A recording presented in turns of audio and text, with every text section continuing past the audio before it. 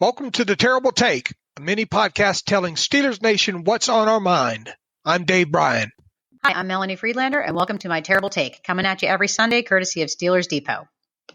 I know a lot of you are focused on baseball and hockey right now, so you may have missed the latest NFL drama.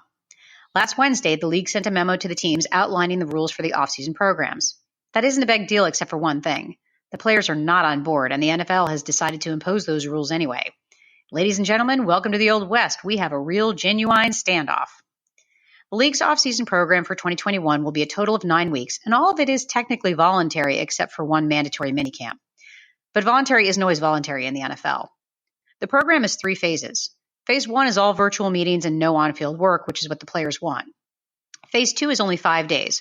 Voluntary meetings are still virtual, but they do add permitted on-field drills with no contact, and they limit the time spent on the field per day. This includes post-draft rookie minicamp.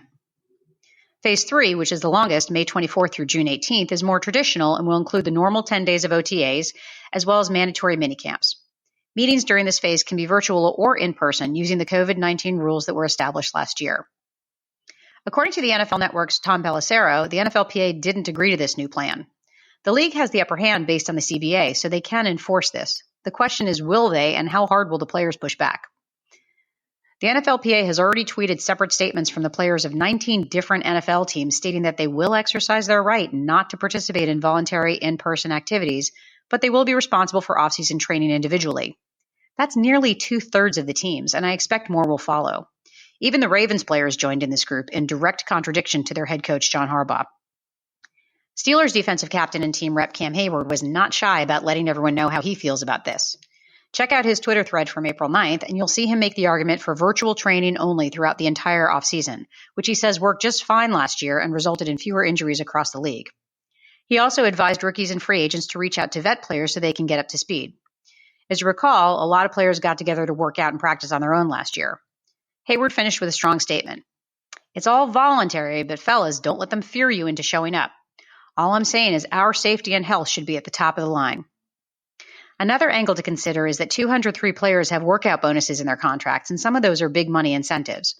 Von Miller, for the Broncos, who missed last season due to injury, has a $500,000 workout incentive in his contract. If the league defines the in-person workout as the only acceptable form of voluntary workout in Phase 2 and 3, he could lose that money. That's why it's so crucial for the players on so many teams to be unified. The NFLPA has taken a strong stand that the offseason program should be exclusively virtual, and the union is urging players not to attend portions of the program that are voluntary under the CBA. I expect the few players who can earn workout bonuses will show up to collect those, and the rest will stay home. I mean, let's be honest. We had a great season last year, even though they did everything virtually in the offseason. Your move, Roger Goodell.